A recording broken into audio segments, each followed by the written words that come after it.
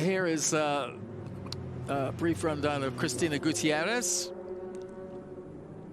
And she's driving that Formula Ford 2000 car and won the British and European titles in that car.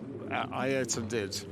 We saw a very quick shot, didn't we, of Bruno Senna being strapped into the very significant 1990 McLaren MP4/5B, obviously Honda-powered car, in which Ayrton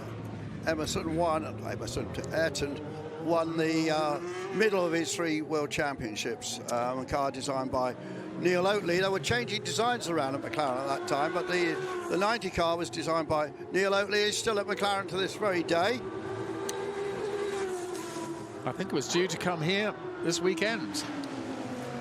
Great enthusiast, a huge collection of books and motor racing paintings, does Neil Oatley. But we'll see that car in a little bit. They're giving sort of nice laps around here, aren't they? Yeah, now Bruno Senna now driving that McLaren. Yeah, that McLaren in which he won 6 races and had 10 pole positions. Look at the beautifully clean lines of this car with its Honda RA100E engine.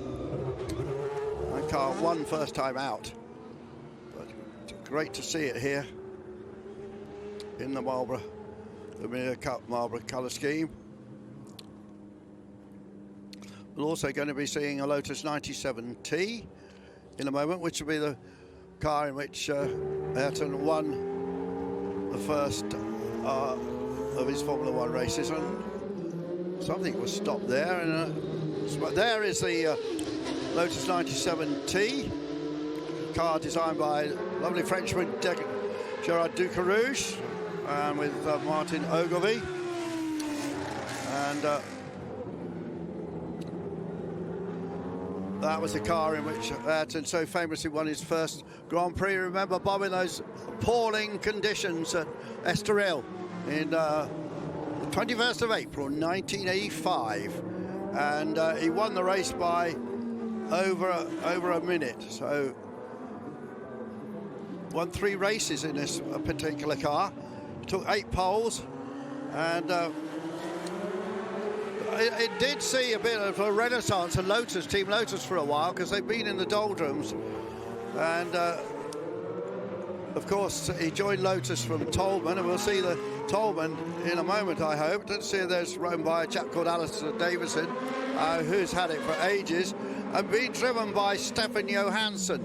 And there is a story there when we see this Toleman, because after Ayrton Senna came to my office and secretly signed his contract with JPS Team Lotus, Toleman were not happy.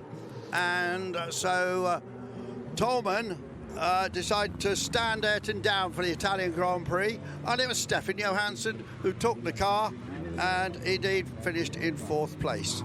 So, well, of course, and that was one of their best results, Toleman. Of course, by then, well, the person who scored the best result was Ayrton Senna here at Monaco on an awful rainy, wet day for the Monaco Grand Prix in 1984. It was, I think, the 6th race in the championship, and Toleman had changed from Pirelli tyres to Michelin tyres. And in the race itself,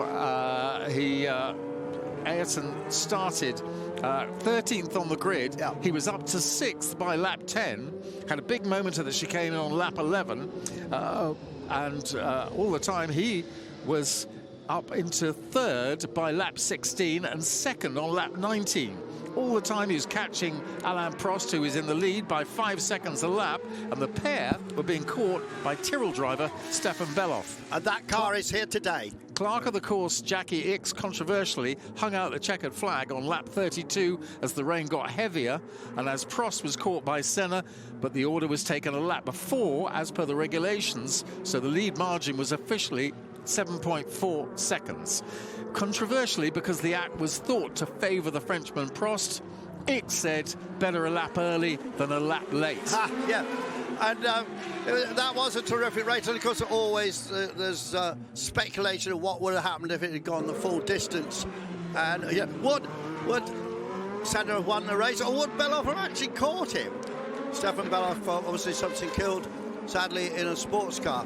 But it seems to me, Bob, that Toleman is not running. It's certainly not circulating as far as we can see. We're looking down into the paddock area, right at the far end, I think, of the pits.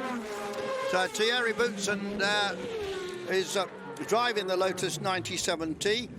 Thierry deals in executive jets for a living. From Monaco, from literally one of these streets across the road from where we are. And presume he's got a hangar somewhere as well, because he's the winner of 3 Grand Prix, raced for Benetton and obviously with Williams raced successfully.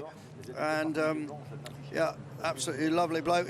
He's still involved in racing. His brother-in-law has a racing team. But I was doing a little bit of mugging up on his plane sales, but he's sold over 300 planes since he stopped racing. 164 Grand Prix Thierry competed in.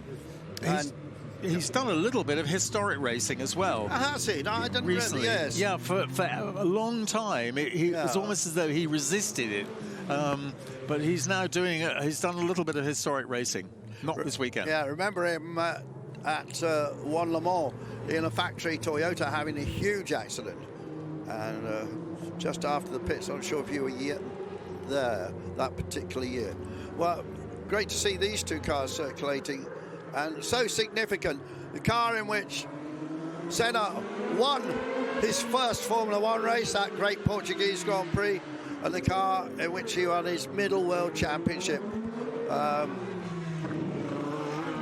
there's Bruno just on the power again.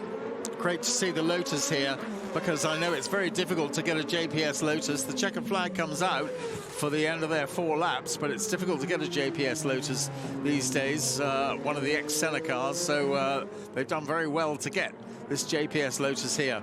Well, that's the pull of Monaco, the pull of this fantastic historic race meeting here that's held every 2 years, but very significant, obviously, to reflect on the career, 30 years on, of the great Brazilian Ayrton Senna. I think you got a couple of stories of your interaction with him, Bob. Well, I just remember, for example, at Imola, another weekend, not the weekend that sadly claimed his life, being in a very, very modest little restaurant I was, and all of a sudden there was a bit of a commotion outside, and Ayrton and, I don't know, 3 or 4 mates walked in, and they were seated, but Ayrton was seated at one table on his own, and the friends were at another table and ordered food. Ayrton got out readouts from the team and pored over those readouts, looking at the settings, looking at the performance in relation to those settings, doing his homework, really working away and seeing what he had to do to the car to make it go quicker. After half an hour, he'd done the homework and he joined his mates and they carried on for the evening. Yeah, I remember he used to do much longer debriefs than anybody else, but if you were really patient and you waited, and it would be 4 o'clock and he'd suddenly come out of the debrief, well, by then a lot of the scribes had gone home and gone off to the bar, but if you waited, and I found this, he would give you a terrific interview, and he didn't give pat answers. You never knew quite what he was going to say, and he might go off on a tangent, but always very interesting. Just one other quick story. I once, at the end of that 90 season, was set to the next day to interview him in Australia, in Adelaide, and the interview was set. We had it all set up for Sky TV, and he didn't arrive, and actually arrived about 6 hours late, but by which time I was on a plane, but my producer, Diana Keane, used my question and got a fantastic interview. Where had he been? He'd been offered a ride in Australian Air Force F-16 jet. He thought it was a better deal to be interviewed by me.